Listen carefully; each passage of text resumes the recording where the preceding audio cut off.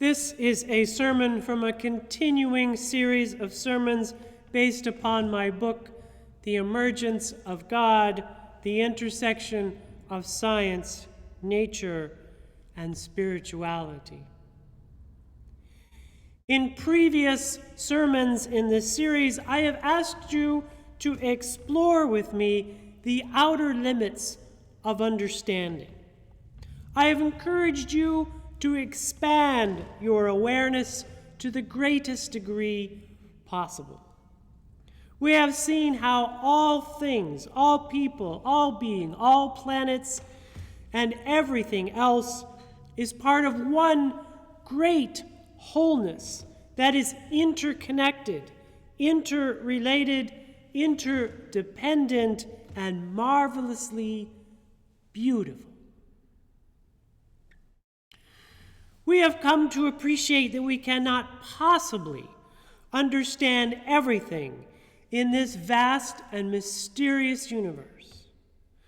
And instead of being afraid of this mystery, we have come to realize that we can appreciate it and be in awe at those things and ideas we cannot fully grasp.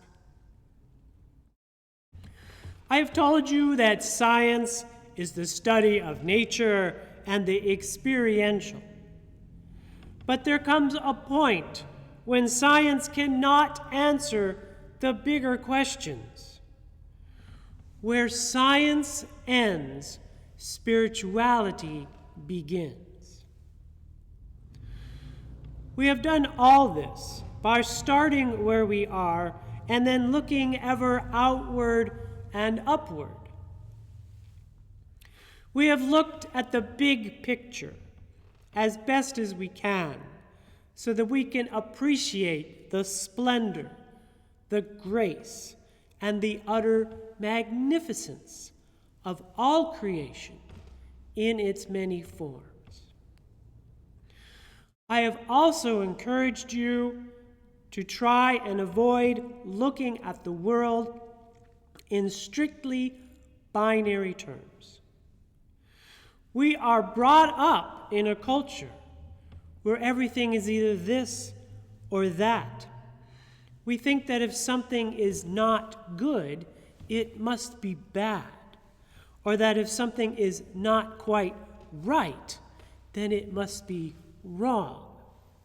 But the reality is that most things are not clearly this or that.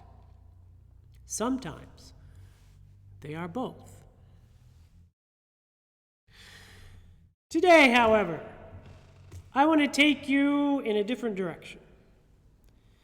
If, as I have claimed, divinity is the sum total of all possible entities in this universe, that it is the mysterious source of all motion and energy that permeates this life and all things known and unknown, that it is the one and only perfection of which all things evolve and seek to become, and that we are all parts of this one great, mystical, and miraculous wholeness, then through all these images we may have limited ourselves to only one part of a bigger picture. We may have only scooped up the whipped cream from on top of the pie without getting to the best part. And yes, I wrote this right after dinner. We have reached up and out, over and beyond, and to the outer limits of our known world. Conversely, it is also possible that divinity is beneath us, within us, hidden in the tiny cracks, and tucked away in hidden shadows. Could it be that at the same time The divine is the undivided wholeness and the primary ingredient in one great cosmic recipe. Could it be both the sum and the integers in a staggering celestial equation? Sorry to nerd out. Could it be at once both the castle that is built and the sand that is used to build it?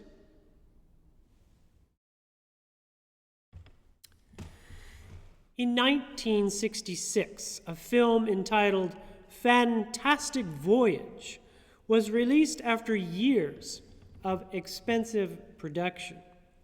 The movie depicted the crew of a nuclear submarine that was shrunk down to the size of a microbe in order to enter a human body and save the life of the scientist who invented the technique. Risking their lives while battling defensive antibodies, pounding heart rates, and gale force breathing, the crew did save the scientist's life just before they regained their normal sizes. With that as inspiration, I too would like to take us on a fantastic voyage, but turn up the controls a bit and shrink ourselves down to the size of a living cell. Specifically, the Humacetes. Join me in a fantastic voyage to the world of fascinating fungi.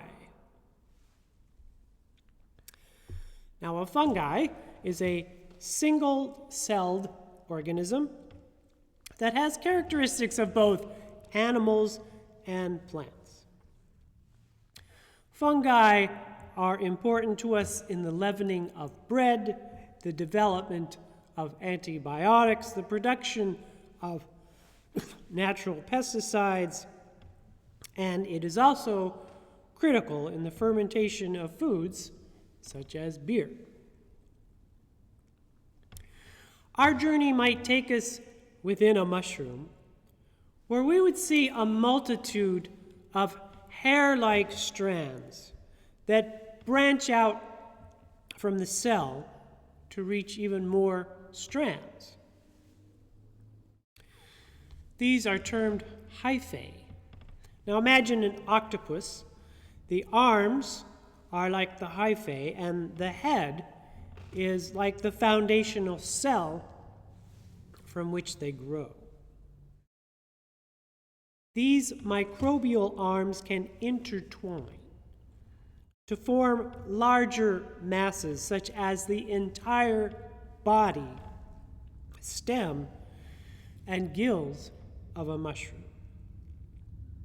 And they can also connect beneath the soil for miles and miles.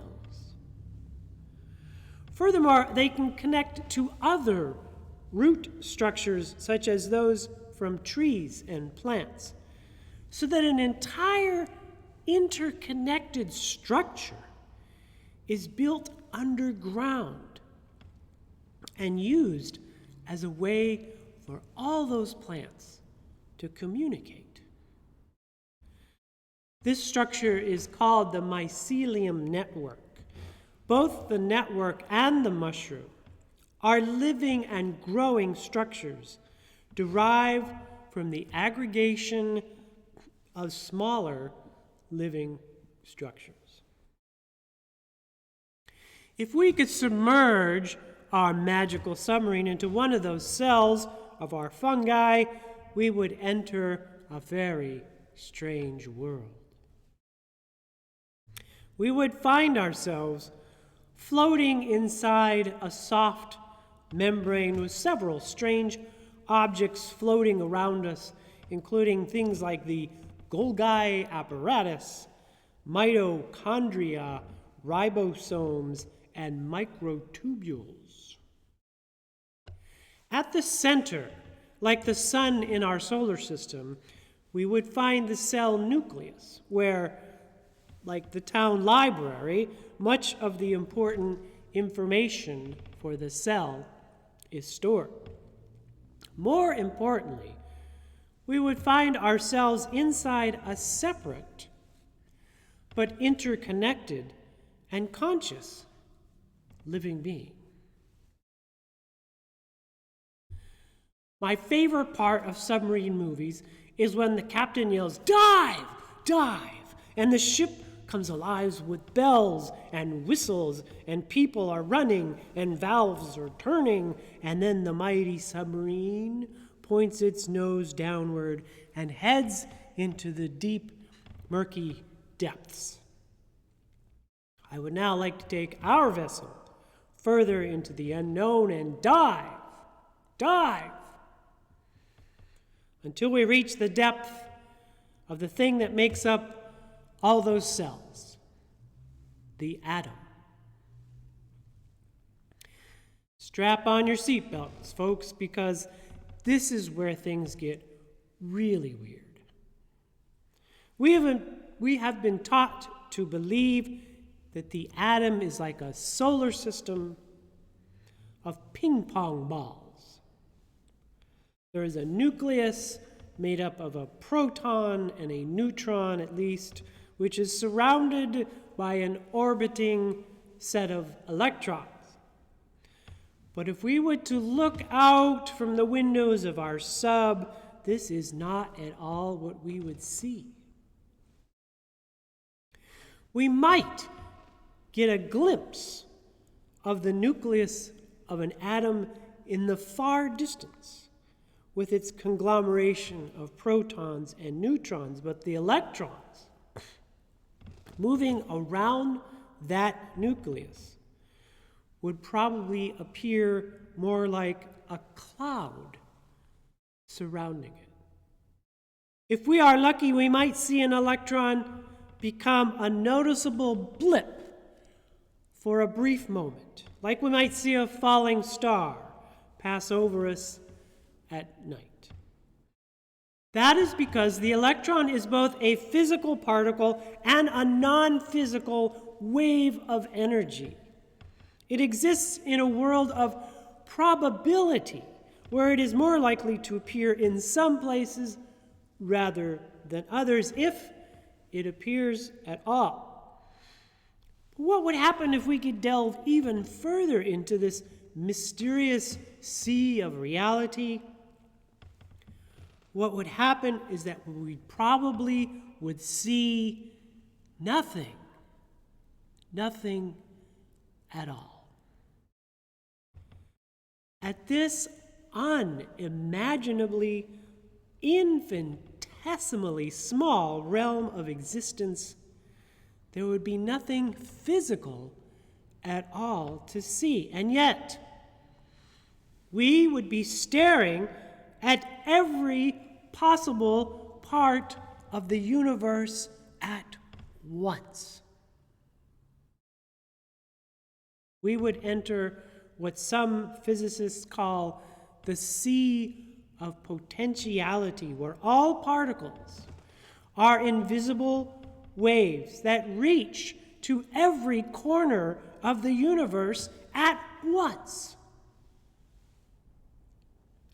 We might get very brief glimpses of particles that pop into existence for milliseconds, like cosmic fireflies on a dark night.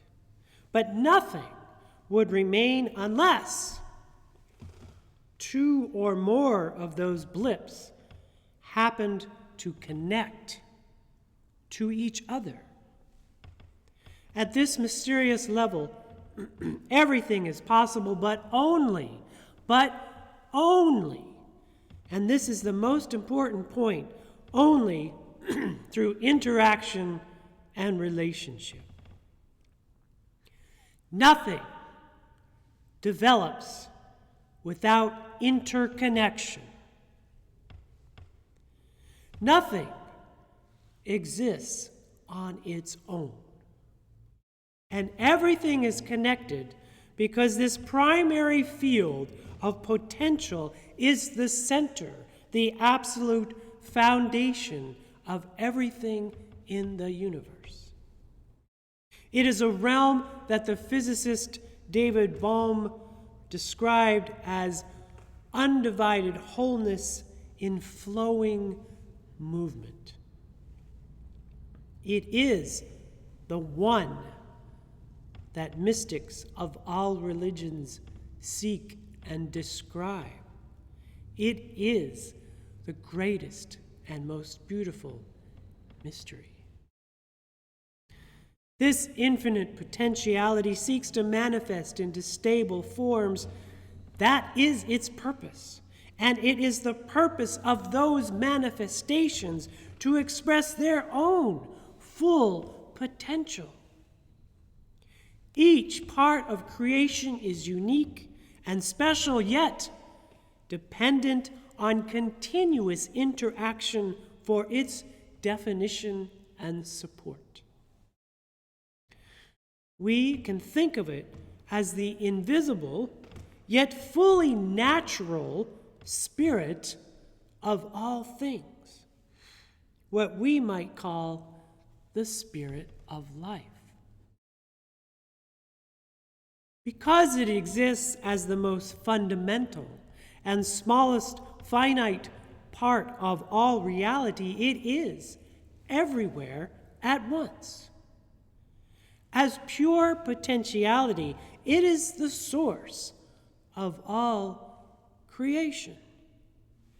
It is omnipotent, omnipresent, omniscient, and all-pervading. What could possibly be more divine than that? So the answer to the question of whether the divine could be both the castle and the sand is, I believe, an unqualified yes.